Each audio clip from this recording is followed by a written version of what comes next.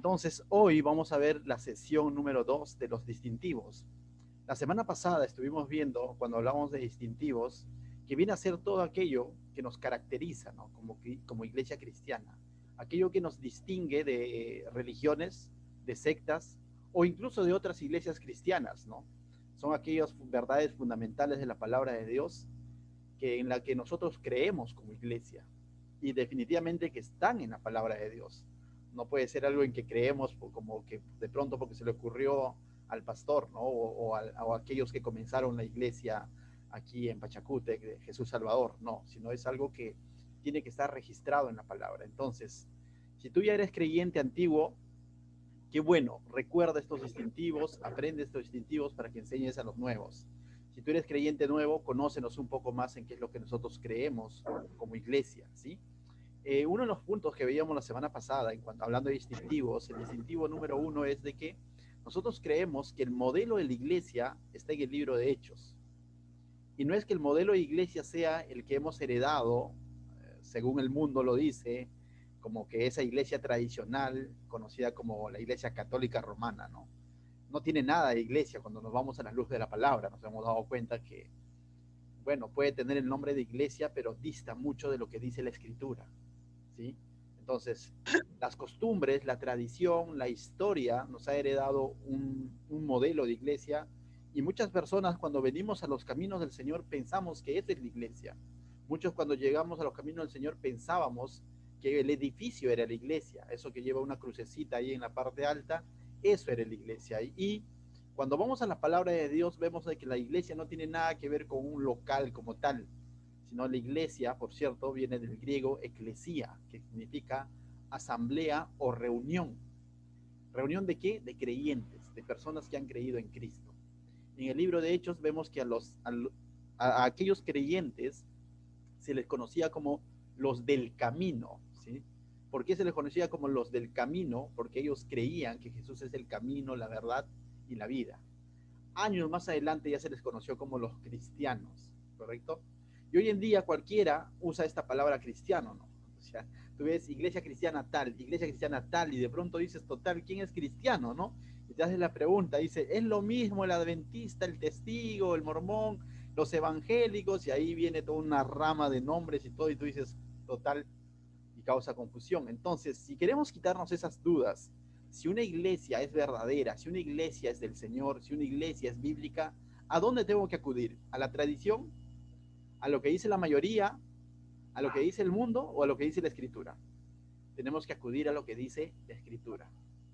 La historia de la iglesia, los inicios de la historia de la iglesia primitiva de Cristo, después de que Él ascendió al cielo, está narrado en el libro de Hechos. Y por cierto, estamos estudiando el libro de Hechos. Y ahí vemos cada una de sus prácticas, y ahí vemos cada uno de las cosas en las que ellos perseveraban, cada uno de los mensajes que ellos daban, ¿no? Y ahí vemos Dios mostrándonos, no una iglesia perfecta, porque estaba conformada por hombres, pero hombres que están rindiendo su vida al Señor, que están siendo transformados por el Espíritu Santo, hombres que de pronto están haciendo lo que están haciendo, por algo se llama hechos, pero por el favor del Espíritu Santo. Entonces, dicho eso, mis hermanos, nosotros también como Iglesia Jesús Salvador necesitamos entender cuáles son nuestros distintivos, para que de pronto cuando alguien te pregunte y te diga, oye, ¿qué iglesia eres? Dices, soy de la Iglesia Jesús Salvador. Sí, pero ¿cuál es su origen? ¿No?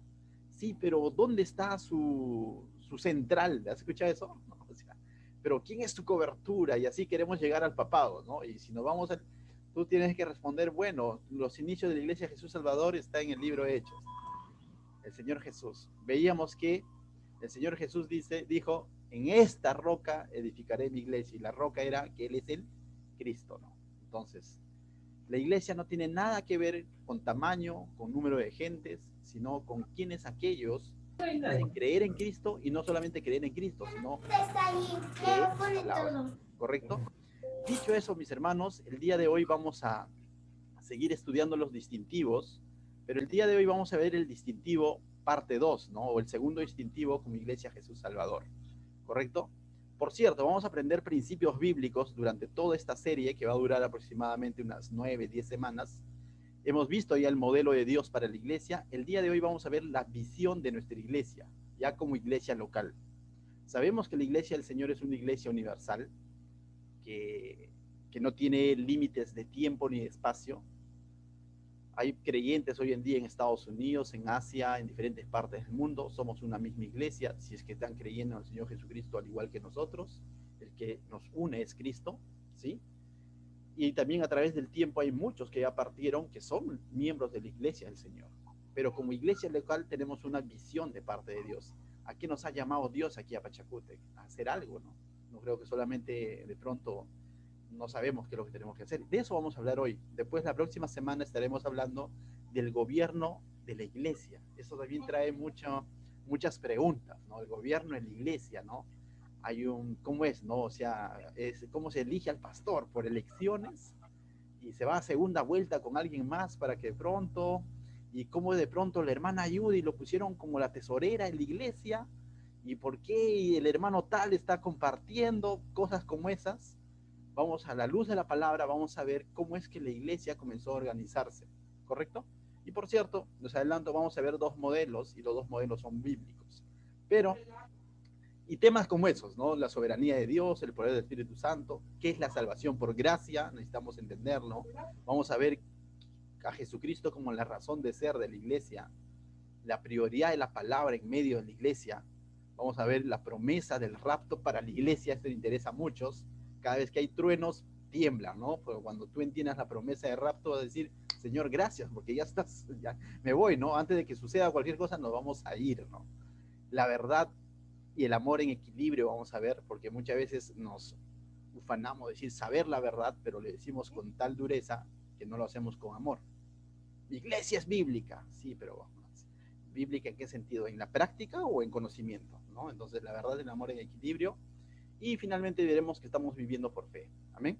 Entonces, dicho eso, mis hermanos, el día de hoy vamos a ver el segundo tema denominado la visión de nuestra iglesia. ¿Quieren saber cuál es la visión? Taratatán, dijo alguien, ¿no? Entonces, ¿qué tal si me acompañan? Vamos a orar primero. Padre mío, te doy gracias, Señor, esta noche, por este tiempo que tú nos regalas, Señor, para poder seguir afianzando nuestra fe y conociendo, Señor, cómo es que tú comenzaste esta obra, Señor. Conociendo, Señor, cuáles son la visión, la misión para tu iglesia, Señor. Cuál es el modelo de iglesia que tú nos has llamado, Señor. Gracias, Señor, porque nos permites hacer parte de este tiempo, Señor, de enseñanza, Señor, y poder llevar estas verdades en nuestro corazón, Señor. En el nombre de Jesús, amén. Amén.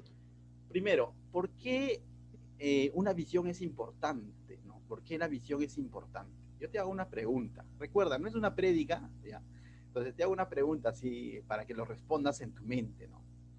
¿Tú de pronto te subirías a un bus sin saber a dónde va? Tú dirás, pastor, ni loco, ¿no? Ahora, yo te digo, ¿te subirías a un bus interprovincial sin saber a dónde va? Peor, ¿no? A un tren, menos. A un avión, sin saber a dónde va, simplemente llegas al aeropuerto, está partiendo el avión y te subes. Y de pronto se iba, ponte pues a Corea del Norte, ¿no? No, o a lugares como el, o sea, ¿te subirías a un avión sin saber a dónde va? No, no es cierto. Necesitamos saber a dónde vamos. De la misma manera, o sea, muchos de ustedes son nuevos y han llegado a la iglesia, y también los antiguos, pero necesitamos saber qué es lo que somos en Cristo como iglesia y a dónde vamos, o a qué nos ha llamado a hacer el Señor. No podemos hacer las cosas por hacer, ¿no? O sea, de pronto, oye, pero tuve tanto tiempo en esa iglesia y al final me enteré que, no sé, pues, ¿no? Creían en tal cosa, ¿no? Que estaba en contrario a la palabra de Dios. Estuve tanto tiempo en esa iglesia, hasta serví y de pronto me di con sorpresas, ¿no? Entonces, al menos en cuanto a verdades bíblicas, debemos tener claro qué es lo que enseña nuestra iglesia, cuál es la visión de nuestra iglesia. Es necesario. Recuerda, es tu segunda familia, por así decirlo. Es el lugar donde vas a encontrar personas que van a ser tus hermanos en Cristo, que son tus hermanos en Cristo. Es el lugar donde vas a ser alimentado espiritualmente, ¿no? De alguna manera, es el organismo donde vas a ser alimentado, ¿no? Entonces necesitas entender y saber cuál es la visión, ¿no? más si ya eres siervo y estás sirviendo al Señor, ¿no? Necesitamos saber la visión. La visión es muy importante. ¿Por qué? Porque como iglesia bíblica, ¿ya? Tenemos que saber a dónde vamos. Si decimos que el modelo de nuestra iglesia es el libro de Hechos, y ahí vemos, entonces en ese libro y también los evangelios de Jesús vamos a descubrir cuál es la visión, para qué Jesús llamó a sus discípulos y qué es lo que les envió a hacer, ¿no? O sea, cuando Jesús llamó a sus discípulos, les dio una orden, una gran comisión, les dio un gran mandamiento, ¿no? Cuando Jesús nos ha salvado como personas individuales, también si estamos aquí en la tierra es con un propósito. O no es que Jesús nos salvó, ¿salvó de qué y para qué? ¿No? O sea, ya, yo sé por qué me salvó porque soy pecador, ya, eso lo sé, pero sé para qué me ha salvado. ¿Para qué nos ha salvado el Señor? Y para iglesia, como iglesia, ¿para qué nos ha llamado? Necesitamos saberlo. Muchas veces podemos formar parte de una iglesia, ¿ya? Por emoción, ¿no? Entonces yo necesito saber qué es lo que Dios quiere para su iglesia. Es que yo voy a Jesús Salvador porque ahí me siento bien. ¿Has escuchado eso? No solo con Jesús Salvador, ¿no? Yo iba a una iglesia porque me sentía bien, la música era bonita y no sé, todos los hermanos ahí danzando y qué bonito. Sí, ¿no? Pero ¿cuánto fuiste alimentado, ¿no? ¿Cuánto te acercaste a Dios realmente en conocimiento de Dios? ¿Cuánto aprendiste de Dios? No sé, ¿no? Hasta que de pronto cambiaron de ministro de alabanza y como ese ministro de alabanza o ese ya no canta igual que el anterior, entonces ahora busco, me pongo la mochila y busco otra iglesia. Y estoy andando así, ¿no? Y no puedo vivir así. Necesito entender qué es lo que Dios quiere para mi iglesia, qué es lo que Dios quiere para mí. Entonces la visión es muy importante, mis hermanos. Cada vez que Dios llamó a alguien, le dio una visión. Y si creemos que Dios nos ha llamado como iglesia, también tiene una visión para nuestra iglesia. Cuando Dios llamó a hombres en la Biblia, recordemos un poco, Abraham, Moisés, David, y así, profetas, siempre les dio una visión, les dio una función, les dio un propósito, les dijo qué es lo que tenían que hacer.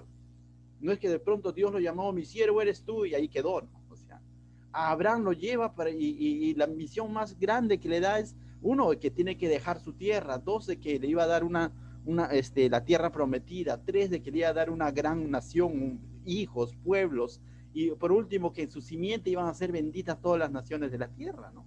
Y Abraham creyó en esa visión, creyó en la promesa de Dios y le fue contada por justicia. A Moisés, cuando Dios llama a Moisés, también le muestra, ¿no?, que lo va a llamar como libertador, y aunque Moisés en primera instancia como que dice, pero yo no sé hablar, ¿estás seguro, Señor? ¿No será que te has confundido? ¿No será que será Aarón? Pero Dios le muestra qué es lo que va a hacer, que tiene que ir y hablar con el faraón, sacar a su pueblo para llevarlo a la tierra. Eso es la visión que Dios le da a Moisés, el llamado. ¿Para qué? Cuando levanta a David, igual, ¿no? Para que reine sobre su casa, porque habían levantado un rey conforme a la voluntad del pueblo, un hombre llamado Saúl, ¿no? Que no le salió muy bien, aunque dice que era de hermoso parecer, ¿no? Así más o menos como algunos que están aquí, pero por dentro Saúl no tenía el corazón de Dios. Entonces Dios levantó un hombre llamado David. Pero tú dices, pastor, usted no está hablando de Abraham, Moisés, David, pero te cuento, cada uno de estos hombres que Dios llamó, no eran perfectos, sino por lo contrario. Abraham vivía en un lugar idólatra. Moisés mató a un egipcio. David, conocemos su vida. Y es que Dios, cuando nos llama, sabe incluso que le podremos fallar. Aunque no es su voluntad que le fallemos, no es que Él diga fállame, no, pero Él sabe que podríamos fallarle. Pero aún así no desechó a estos hombres, porque estos hombres creyeron en la visión que Dios les dio, en el llamado que Dios les dio, y creyeron en ello, y en ello caminaron, y Dios fue fiel a la promesa, al llamado que les hizo a estos hombres.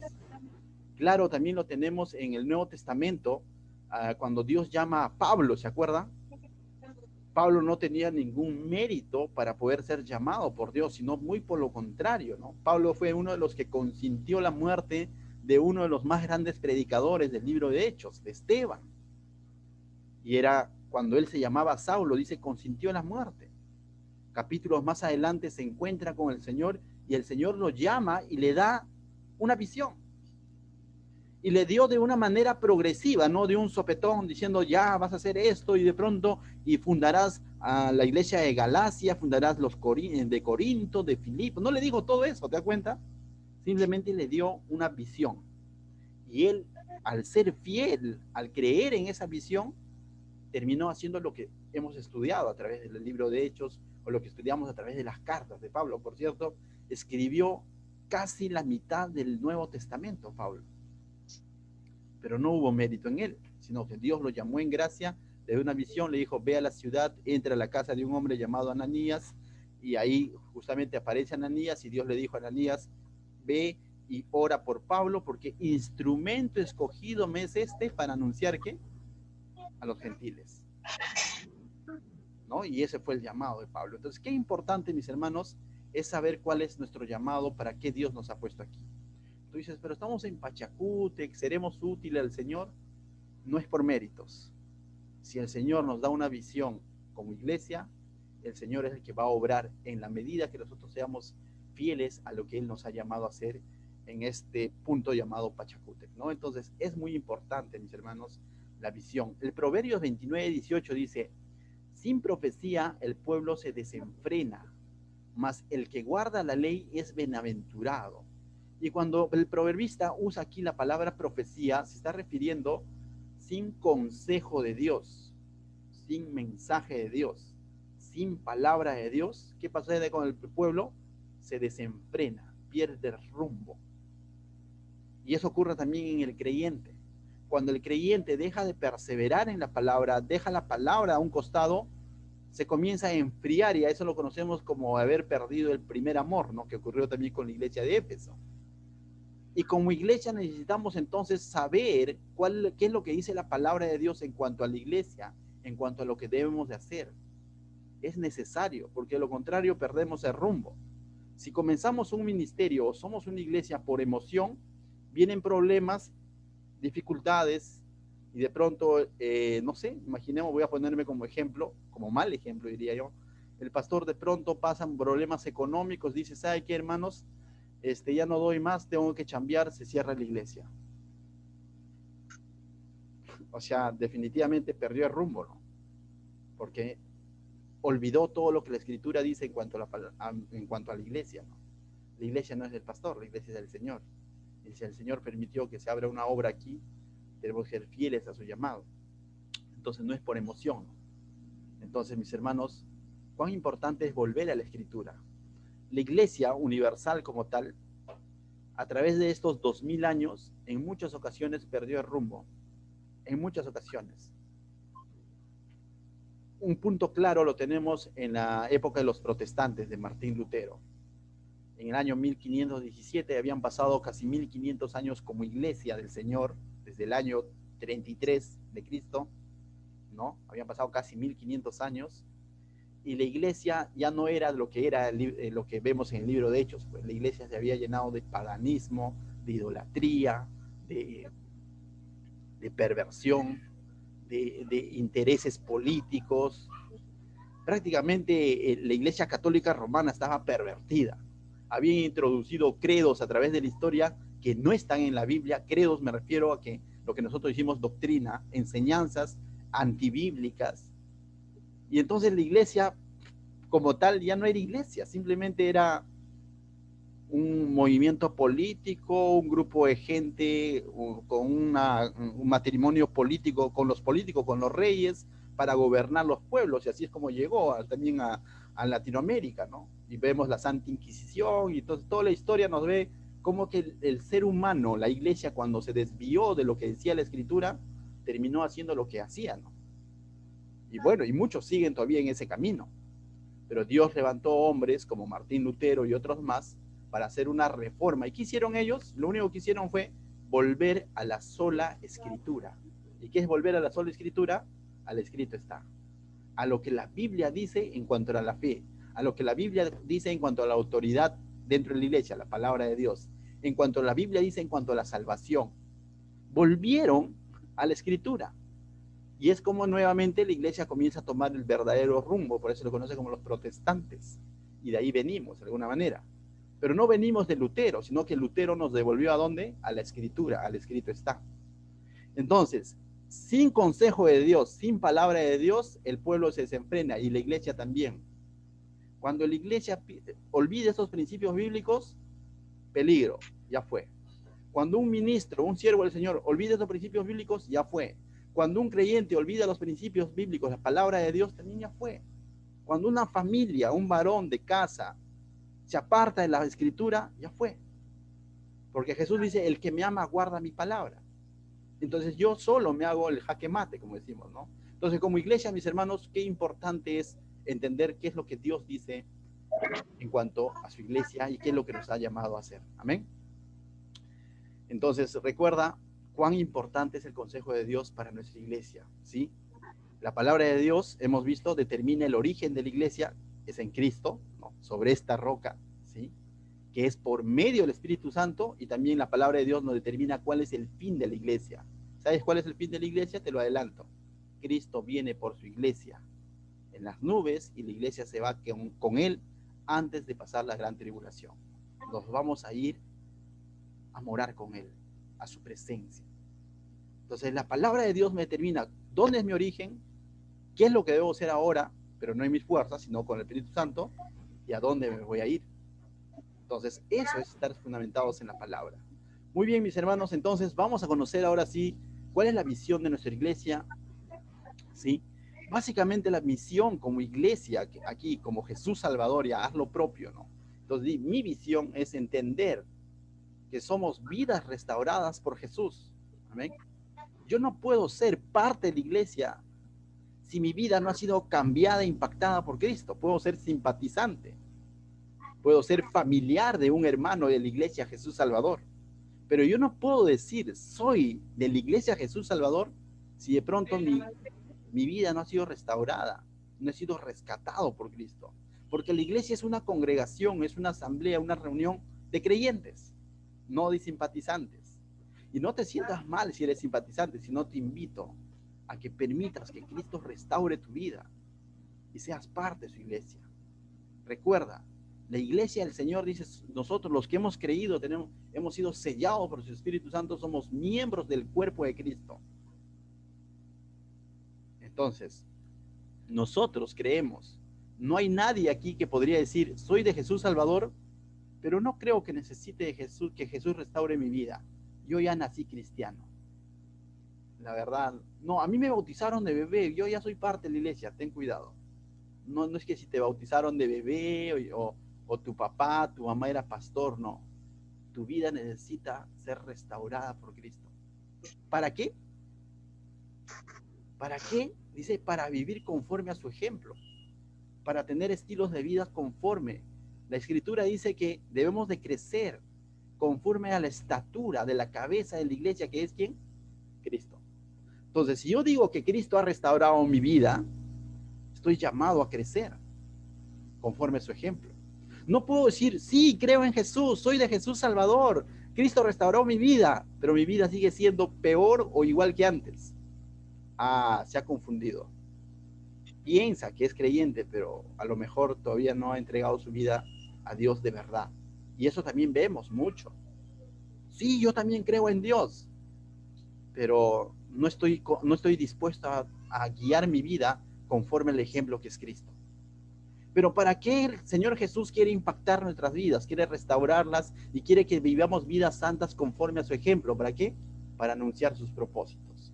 Porque anunciar sus propósitos no solamente es de labios para afuera.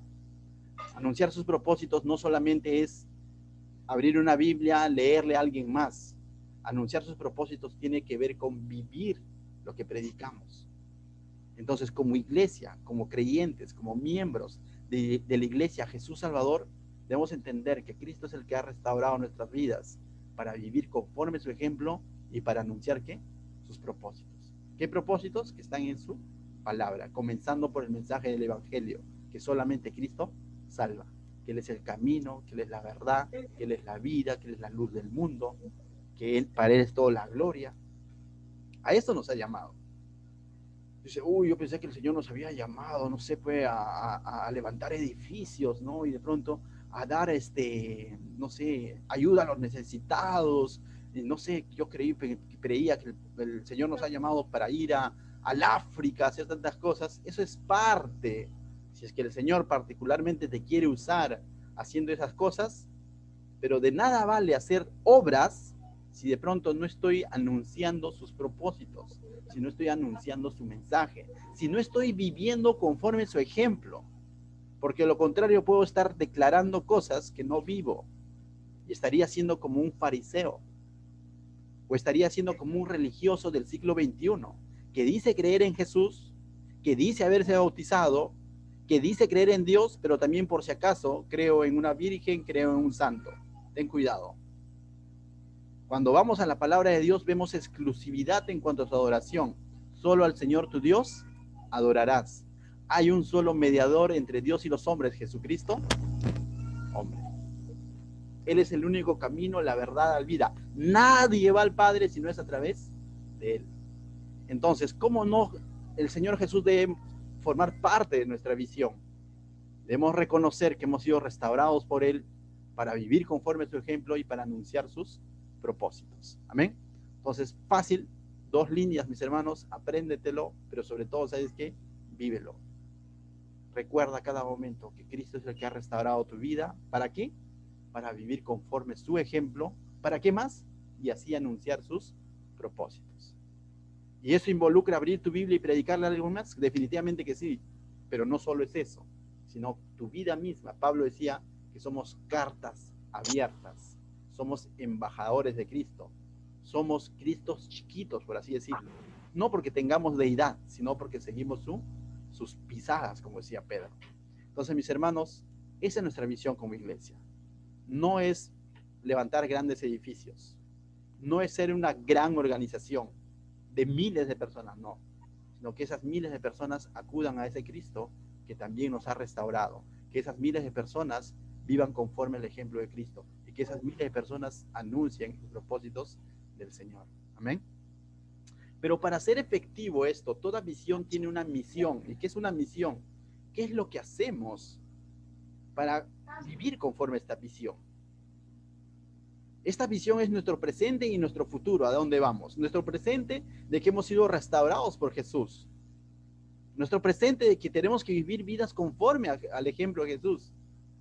¿Y qué más? Y que tenemos que anunciar sus propósitos. ¿Hasta cuándo? Hasta que Él venga. Pero ¿de qué manera lo hago? A eso lo llamamos misión. Primera misión es adorar a Dios. Y tú te estás diciendo, pues el pastor se le ocurrió cada uno de estos textos, luego les voy a enseñar los textos bíblicos de dónde salió todo esto. Amén.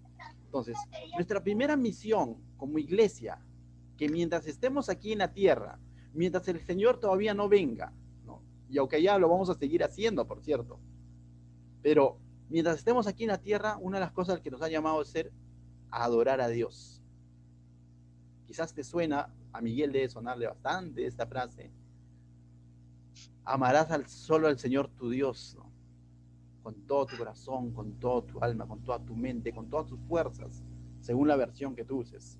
Pero en conclusión, podemos resumir amarás al Señor tu Dios con todo tu corazón, con toda tu mente, lo podemos simplemente resumir con una palabra, adorar a Dios.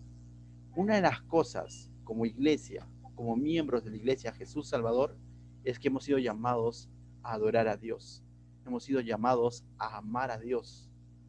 Pero adorar no en nuestras emociones, no adorar en el vacío, sino como decía el libro de Juan, adorar en espíritu y en verdad.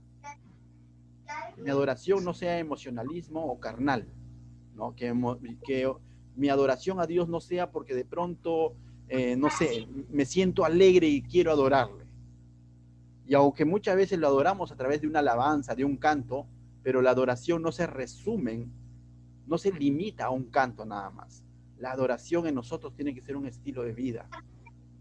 Día a día somos llamados a adorar a Dios, amando su palabra, por ejemplo.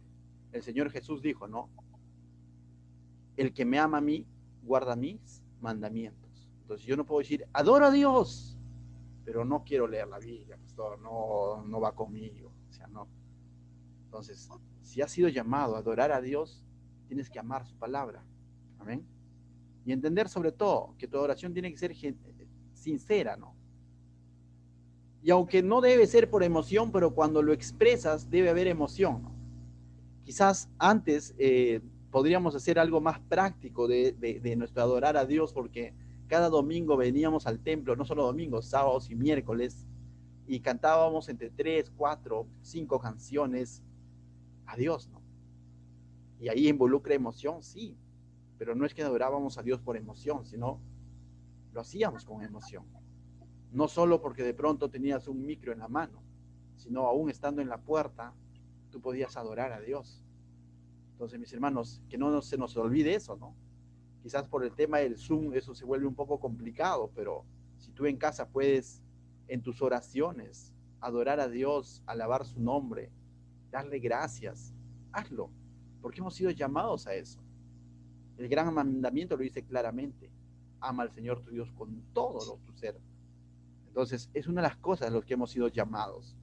La palabra adorar a Dios o el adorar a Dios también tiene mucho que ver con cuán agradecidos estamos por su amor. ¿Sí? Cuán agradecidos estamos por su amor en el sentido de que, eh, no sé si tú te acuerdas, en Lucas, si no me equivoco, está cuando Jesús sanó a 10 leprosos. ¿Sí? 10 se vieron beneficiados, ¿no? Con este bono de sanidad del Señor Jesús, de los cuales no, los 10 se fueron, pero uno de ellos, ¿qué es lo que hizo? Volvió a agradecerle, ¿no? Se postró a sus pies y le dio gracias. Eso es adorar, ser agradecidos con Dios.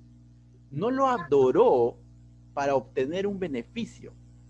El beneficio ya lo había obtenido. Me dejo entender. O voy a ir a cantar a Dios porque últimamente me está yendo mal, a ver si así mejora mi situación económica. Eso no es una adoración genuina. Eso no es una adoración en espíritu y en verdad. Eso es una adoración carnal, porque estoy haciendo bajo otros intereses. Es como aquel esposo que de pronto lleva un regalo a su amada, pero con otros intereses, no porque la ama. Es como aquel niño que de pronto va y le da un besito a papá y después le dice propina.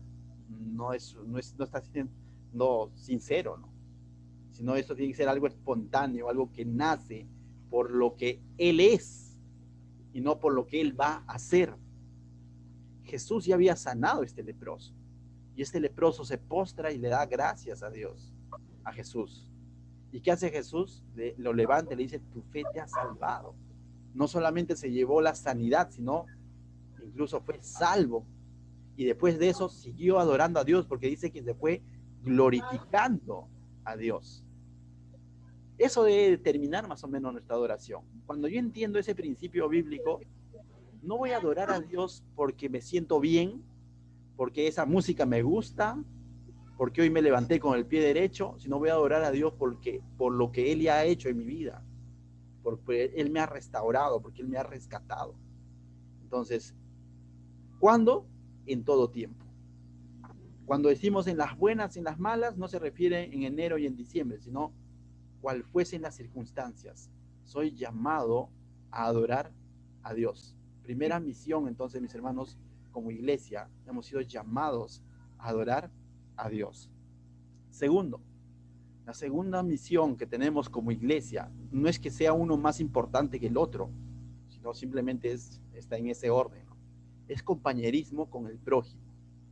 Recordemos, la Biblia dice que somos miembros del cuerpo ¿de quién? De Cristo.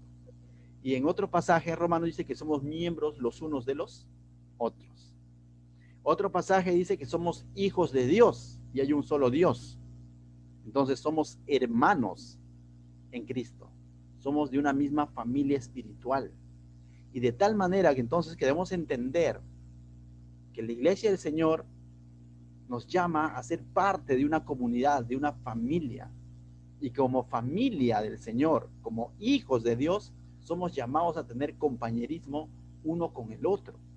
A eso también en uno de los grandes mandamientos lo llama: ama a tu prójimo como a ti mismo. Y aunque eso va mucho más allá, que incluso debemos de amar al incrédulo, no su pecado, sino su vida. Pero el compañerismo en la iglesia lo vemos también marcado en el libro de Hechos, ¿no? ¿Perseveraban en qué? En la comunión unos con otros, ¿no? Entonces, la pregunta entonces, en esta parte sería, si somos iglesia, si somos miembros, si somos familia, si somos hermanos, ¿ya? ¿Estamos perseverando en esto? O sea, ¿estamos realmente formando lazos de amistad que van más allá del Zoom? O si solamente nos vemos por pantallita y bueno, ahí quedó, ¿no? Quizás cuando las reuniones eran presenciales, de alguna manera esto se podría dar con más naturalidad, ¿no? Porque después del servicio nos quedábamos un rato más a poder conversar. Incluso teníamos una reunión los días sábados, si los que se acuerdan, donde teníamos estudio bíblico del libro de Génesis, pero incluso nuestra forma de sentar era en redondela, ¿no? Para vernos las caras, ¿no? Y es un tiempo de comunión con la palabra, pero también de comunión unos con otros. Y no solo eso, ¿no? Después de ese estudio bíblico teníamos lo que llamábamos un compartir, ¿no? Donde eh, voluntariamente cada uno se turnaba o se ofrecía y decía, yo este sábado llevo chaufita, otro decía, pero para todos, o sea, llevaba para todos, sin imposición, sino voluntariamente. Otro decía, yo este sábado llevo porque siempre después del estudio bíblico, siempre teníamos nuestro compartir, y era un tiempo para estar en comunión, coinonía unos con otros, ¿no? Preguntarnos, saber cómo vas, qué tal, cómo te ha ido. De alguna manera, esa área ha sido afectada hoy en día por la pandemia, porque no lo podemos hacer con ¿cómo se podría decir? Con libertad, como lo hacíamos antes, pero hay otras maneras, debemos ser estratégicos, tomar esa iniciativa, ¿no? El Proverbios dice que el que quiera amigos, muéstrese amigo, ¿no? Muchas veces decimos, nadie me hable en la iglesia, ¿no? O sea, y eso yo lo puedo entender quizás de nuevos, ¿no? Porque de pronto están buscando ser eh, recibidos, están buscando ser amados, están buscando tener compañerismo, ¿no? Como nuevo creyente. Pero si yo ya soy antiguo, más bien debo de entender que el Señor me ha llamado a tener compañerismo con su familia, con los que van añadiéndose a la iglesia para poder ir involucrándolos, ir compenetrando con ellos en amistad, ¿no? Entonces, eso es perseverar. En el libro de Hechos vemos de que ellos perseveraban en la comunión unos con otros, compartían el pan en la casa, en los templos. Veíamos a Pablo de amanecida predicando en uno u otro lugar, dando abrazos en uno u otro lugar, llorando en llanto, abrazándose del cuello de Pablo. Entonces vemos ahí, no solamente era tan frío decir, ve, predica ya, no, sino se formaban lazos de amistad, ¿no? Vemos a un Bernabé, muchas veces abogando por Pablo, ¿no? Cumpliendo esta función de compañerismo y así. Y si vamos un poco más acá, después del libro de Hechos, del año 100 en adelante, a las iglesias no se les conocía como tal, como no tenían templos, sino se les conocía como comunidades cristianas, ¿no? O comunidades de los del camino, donde de alguna manera las iglesias funcionaban en casas. Una de esas casas era de Aquila y Priscila, por ejemplo, allá en Corinto, ¿no? En donde se refugiaban y daban refugio al necesitado, ¿no? Entonces, vemos a la iglesia de Filipos proveyendo para la iglesia de Jerusalén que estaba pasando una gran hambruna. Entonces, eso es compañerismo. Y a eso el Señor también nos ha llamado. A eso quizás nosotros decimos ese amor al prójimo, pero de forma práctica, ¿estás teniendo compañerismo con los demás? Si eres nuevo, perdónanos, ¿no? Pero trataremos de involucrarte, pero sé parte de esto.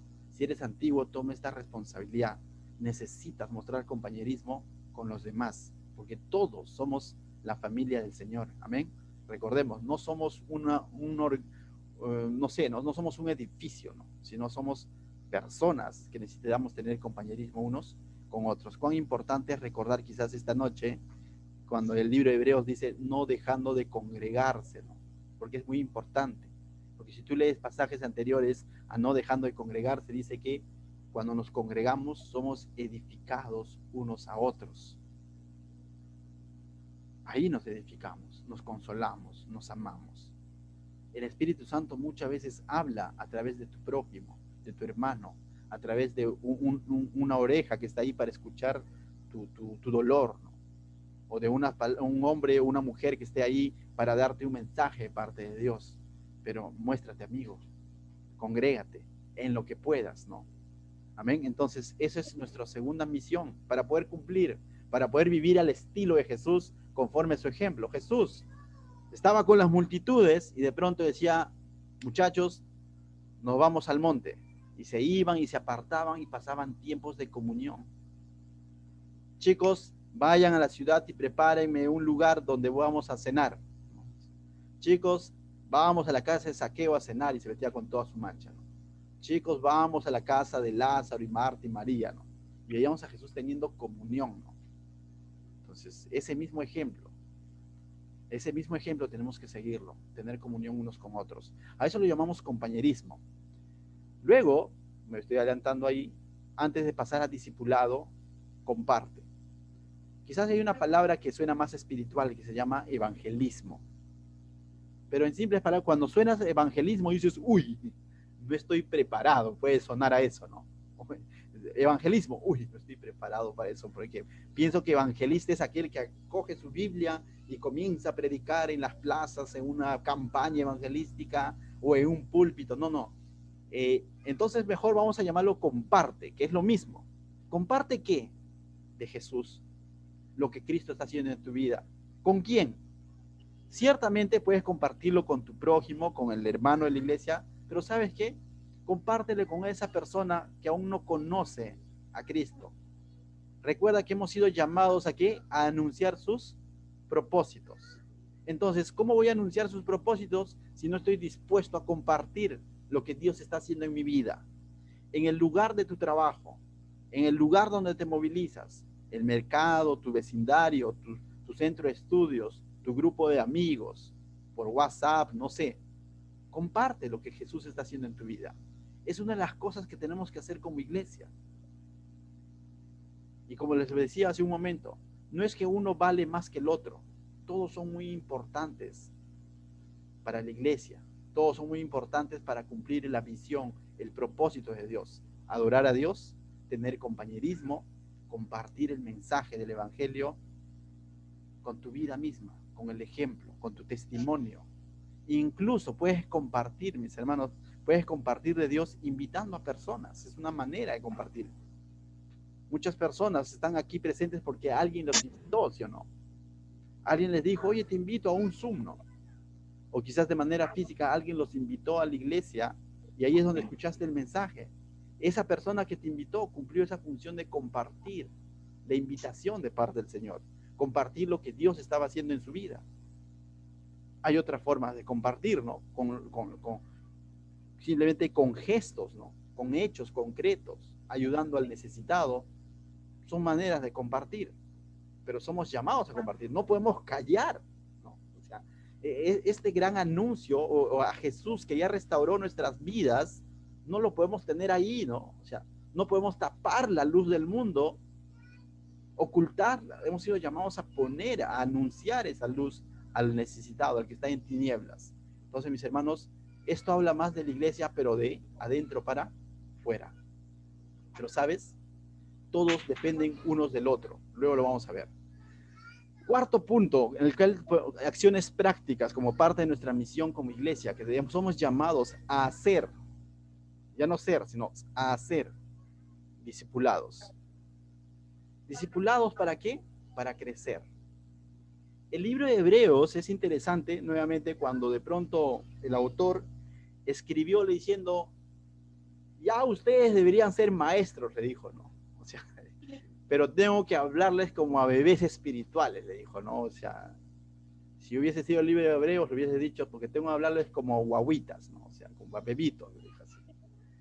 Entonces ahí vemos que de pronto el autor del libro de Hebreos está destacando que se puede crecer en las cosas del Señor. Se puede crecer, no me refiero solo en conocimiento, sino en madurez. Se puede crecer en fe. En Corinto también, o en la carta de los Corintios, Pablo habla de los débiles en la fe y de los maduros en la fe. Entonces, ¿cómo yo crezco en las cosas del Señor? Discipulándome. Y por cierto, es parte de la gran comisión que dio el Señor Jesús. Id y haced, ¿qué? Discípulos. Pero porque el discípulo no solamente ya es aquel que cree en Jesús, sino que está dispuesto a crecer en las cosas del Señor. Lógicamente, todo discípulo tiene que ser creyente, ¿no? O sea, pero todo creyente, muchos se quedan en recién nacido y no están dispuestos a ser discipulados. Se conforman con decir, bueno, ya soy salvo, siempre salvo, y tu función para con Dios, no sé, igual Él tiene misericordia de mí, ahí me quedo. No, el Señor me ha llamado a ser un discípulo, a crecer. Y aquí definitivamente es muy importante para poder crecer su palabra, ¿no? ¿A crecer en qué? En su palabra. Congregándote, lógicamente, perseverando en la palabra, como dice el libro de Hechos, definitivamente tiene que ver la palabra, porque para crecer en el ámbito natural, ¿cómo crezco? Porque de pronto me ponen, no sé, pues no, un gancho y me estiran, no. Mi crecimiento depende de mi alimentación, ¿no? Los que son padres saben esto, ¿no es cierto? Cuando llevan a su chequeo a sus niños, los miden ahí y de pronto hay una cartilla de crecimiento, marcan ahí, ven su peso, su edad y su estatura, ¿no? Y después de haber hecho eso te preguntan, ¿no? ¿A qué hora toma desayuno? ¿A qué hora almuerza? ¿A qué hora es su cena? ¿Qué coma entre la mañana? Y por lo general nos hacen esas preguntas cuando algo no está cuadrando, ¿no? Cuando algo no está bien, ¿no? O sea, bien porque se está quedando chiquitín o de pronto quizás está muy obeso, ¿no? O sea, pero nos hacen preguntas como esas a los que son padres, ¿sí? ¿Por qué? Porque se sabe que definitivamente el crecimiento tiene mucho que ver con la alimentación. Lo mismo ocurre en las cosas del Señor. Yo no puedo pretender crecer en las cosas del Señor alejado de su palabra, si no estoy dispuesto a ejercitarme en la fe, a ejercitarme en la lectura de su palabra. Y no solo escuchando al pastor Anderson, definitivamente es una forma, pero en mi día a día, haciendo que la palabra de Dios sea lámpara a mis pies, de mi día a día, de cada paso que doy, y lumbrera mi camino, dándome la dirección a dónde ir. En tu palabra meditaré de día y noche, decía el salmista. Entonces, ¿cómo va tu emocional? Como miembro de la Iglesia de Jesús Salvador, te animo a que te dejes discipular. Y cuando hablamos de discipulado, ciertamente tiene mucha relevancia la palabra de Dios, pero también muchas veces tiene mucha relevancia un mentor. Alguien a quien tú le digas, ayúdame, ¿no? Soy nuevo. Y si eres antiguo, ofrécete a alguien más a decirle, te puedo ayudar. Podemos leer juntos tal libro, ¿no? De la Biblia, por cierto, no va a ponerse a leer libros de etiqueta, ¿no? O catálogo de Avon, no, sino te acompaño a leer el libro de Juan, por ejemplo, ¿no? ¿Qué tal si leemos un capítulo diario? Y después por la noche te llamo y te digo, oye, ¿cómo vas? ¿Qué te habló el Señor? Puedes ir discipulando de esa manera. Esto explica por qué algunos se convierten al Señor, pasan 2, 3 años, de pronto ya están sirviendo, asumiendo responsabilidades, predicando, incluso otros emprendiendo ministerios, y hay personas que de pronto pueden tener 15 años, 30 años de cristiano y siguen llorando por la leche espiritual, ¿no? Y eso ocurre, me refiero en términos generales. Muy importante es dejarnos alimentar, ser discipulados, mis hermanos. Entonces, todos somos llamados a ser discípulos y es una de las cosas que no podemos permitir quedarnos como bebés espirituales, ¿correcto? Tenemos que crecer en fe, en carácter, en madurez, conforme a la estatura de la cabeza, del cuerpo, que es ¿quién? Jesús. No vas a llegar a ser igual que Jesús, pero tienes que estar en ese crecimiento. Amén. Alguien dijo por ahí que el que no crece, decrece en el cristianismo. No es que se queda ahí. El que no crece en las cosas del Señor, muchas veces decrece. Así es. Porque está aquí, ¿no? ¿Es tu carne o tu espíritu? ¿Qué estás alimentando? Entonces, y eso te puedes responder tú mismo, ¿no? Y una de las cosas que puedes hacer es la siguiente pregunta, ¿no? Cuando hablamos de discipulado o si estás creciendo o no estás creciendo, pregúntate, ¿cómo está mi comunión con Dios? ¿Cómo está mi madurez? ¿Cómo está mi carácter? ¿Cómo está mi fe en comparación hace 6 meses? Hace 6 meses, a ver, no, hace 6 meses yo estaba sirviendo al Señor. Hace 6 meses yo compartía en mi trabajo, a mis amigos. Hace 6 meses yo hacía tal o cual cosa. O algunos dicen, ¿no? Uy, pastor, usted no sabe, años atrás yo pues cantaba al Señor, predicaba al Señor y hoy estás de vacaciones. Tienes que crecer, no puedes retroceder. En el cristianismo el que no crece, decrece. No te quedes ahí estancado, ¿no? No hay vacaciones espirituales. Ya ejemplo tenemos en David que por darse sus vacaciones terminó pero hundiéndose, ¿no? David, el de la Biblia, ¿correcto? El de la Biblia, ¿no? El rey David, ¿correcto? ¿Qué más? Por último, sirve, ¿no? Por último, sirve. Es una de las cosas que el Señor nos ha llamado y nos ha dejado el ejemplo, ¿no? Dice, porque el Hijo del Hombre no ha venido a ser servido, sino a poner su vida en servicio para los demás. Y eso es lo que por eso Pedro en sus cartas dice que debemos de seguir las pisadas del Señor Jesucristo. Hemos sido llamados a ser siervos. Vemos a cada uno de sus discípulos, a cada uno de los autores del Nuevo Testamento, a la gran mayoría, cada vez que se presentaba en sus cartas diciendo Santiago, siervo de Jesucristo. Y de pronto, ¿quién es Santiago? Medio hermano de Jesús. Fácilmente él pudo haber escrito Santiago, el que creció con Jesús, su hermano, como para hacerse cherry, ¿no? Pero él puso Santiago, siervo de Jesús. Pablo, siervo del Señor Jesucristo. Judas, no el Iscariote, sino Judas, el otro medio hermano, siervo de Jesucristo. Eso nos habla de algo, servicio. Hechos 6, vemos que había una necesidad en la iglesia y tienen que levantar 7 hombres, 7 varones llenos de fe, llenos de palabra. ¿Para qué? Para servir. Y el servicio es muy amplio, pero sabes, para el servicio, aunque hay 2 tipos de servicio, un servicio que lo puedes hacer desde ya, desde que te conviertes, pero hay un tipo de servicio que requiere diligencia, liderazgo, madurez, carácter. Y en ese sentido podemos entender, quizás no puedo asumir ese tipo de servicio aún. ¿Por qué? No tanto porque Dios no quiera, sino porque no estoy preparado y puedo terminar siendo de piedra de tropiezo. Pero el decir, yo recién me he convertido ayer o hace 3 meses, no creo que todavía esté preparado para servir, hay otras formas de servir. Todos somos llamados a servir. El simple hecho de llevar un invitado, el simple hecho de estar en una reunión presencial y estar en la puerta recibiendo a los que llegan, dando la bienvenida, estar limpiando el espacio donde nos vamos a reunir. El simple hecho, por ejemplo, ahora ustedes se han dado cuenta y los siervos están cumpliendo una función muy importante, ¿no? Siempre 5 minutos antes hay una persona que está en el Zoom dándoles la bienvenida. ¿Se han dado cuenta de eso? Y no es que de pronto ahora llegas y dices, uy, todavía no entre pastor, sino hay alguien que está ahí dándote la bienvenida, diciéndote cómo estás, orando. Hay reuniones en las que yo no puedo entrar y hay hermanos que están encargados, que están orando, compartiendo la palabra. Eso también es servir. Ese tipo de servicio muchas veces requiere cierta madurez, sí, cierto testimonio, sí, pero hay otras formas más también de servir. Entonces, el servicio a Dios es una de las cosas que no podemos dejar de hacer como Iglesia Jesús Salvador, mis hermanos. Somos llamados a servir a Dios, ¿correcto?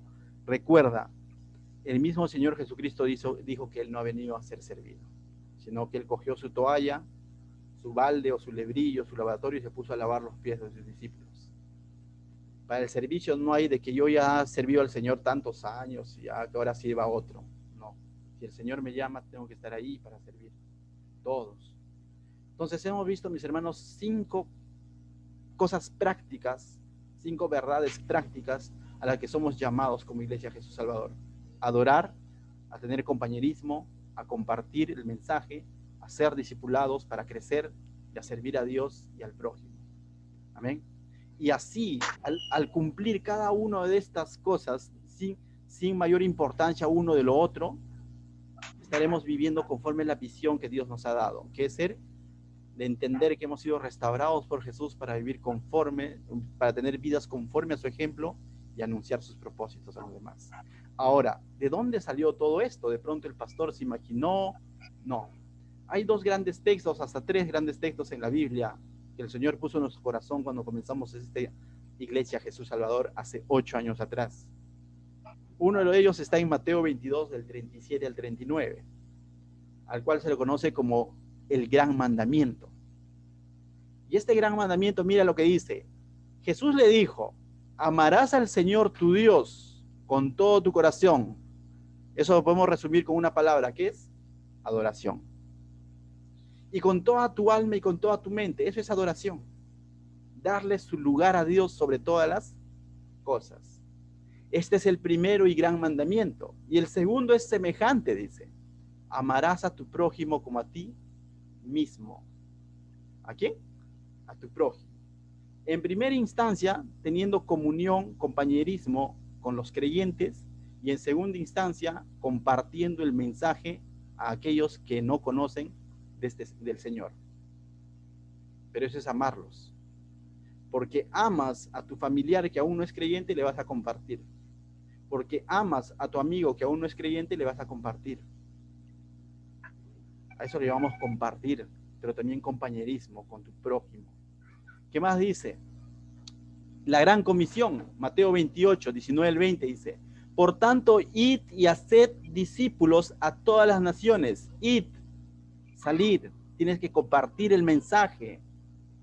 Evangelismo, lo que acabamos de hablar. Haced discípulos, no solamente es que se conviertan y ya que caminen como puedan, sino instruyendo, enseñando la palabra de Dios para que crezcan en el Señor. Dice ahí, bautizándolos en el nombre del Padre y del Hijo. Esta palabra de bautizándolos tiene mucho significado, porque cuando uno se bautizaba, lo que estaba diciendo públicamente, estaba diciendo, ahora soy de la familia del Señor. Y públicamente la iglesia cuando bautizaba decía, ahora es de nosotros, ahora es de nuestra comunidad.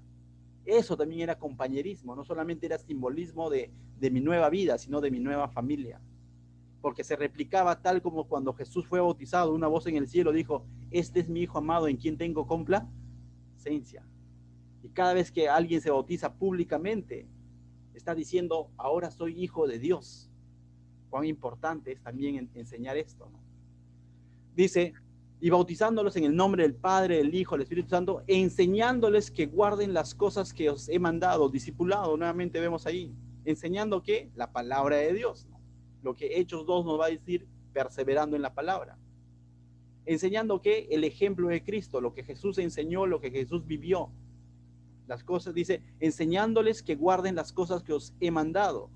Y hay una promesa en medio de todo esto. Y he aquí, no dice estaré, sino que dice, y he aquí yo estoy con ustedes todos los días hasta el fin del mundo. Y tú dices, ¿cómo es que, pastor, ya me removió el cerebro? Porque dice, yo estoy, y después dice que usted me dice que va a venir. Total, ¿cómo es la cosa, no? ¿Está con nosotros o va a venir? Está con nosotros, pero va a venir también. ¿Y cómo es que está con nosotros?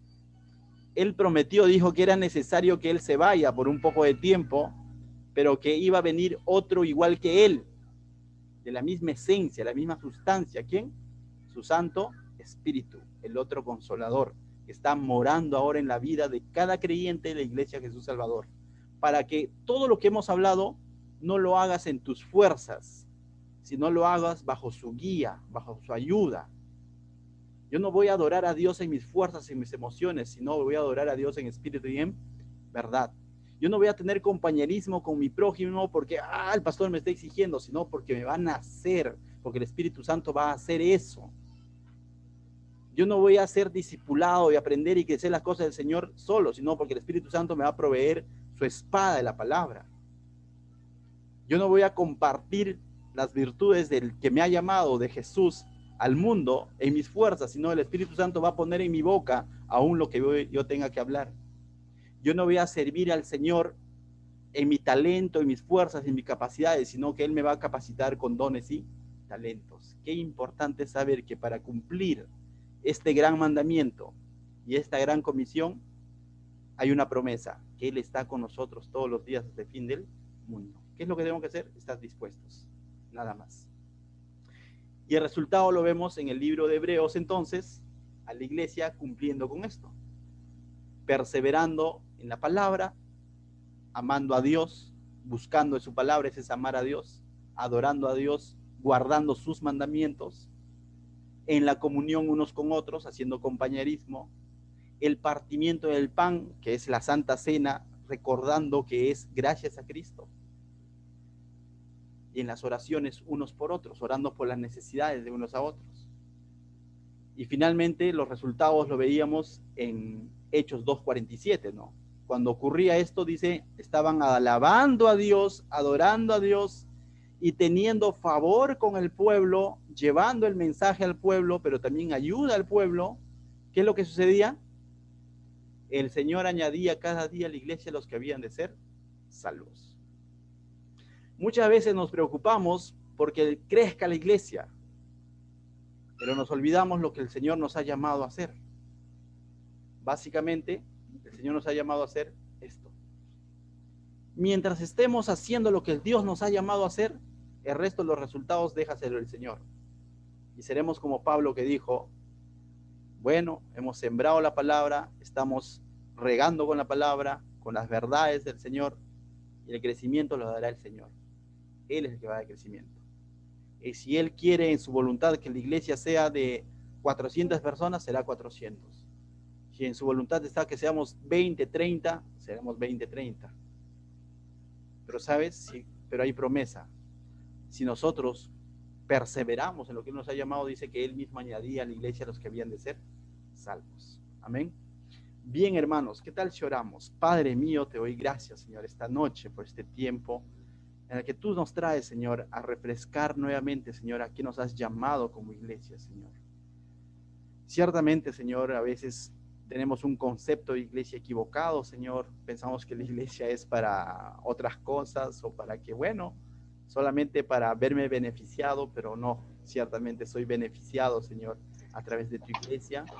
Pero también somos llamados a servirte, Señor, a compartir con otros, Señor, a orar por otros, a tener comunión, Señor, a tener compañerismo, Señor, a dejarnos ser discipulados, a crecer en tu palabra, Señor. Gracias, Señor. Te pido que tú nos ayudes, Señor, a vivir conforme tu ejemplo y así anunciar tus propósitos eternos, Señor, a aquellos que aún no lo conocen, Señor. En el nombre de Jesús, la gloria, la honra sea para ti, mi Dios. Amén.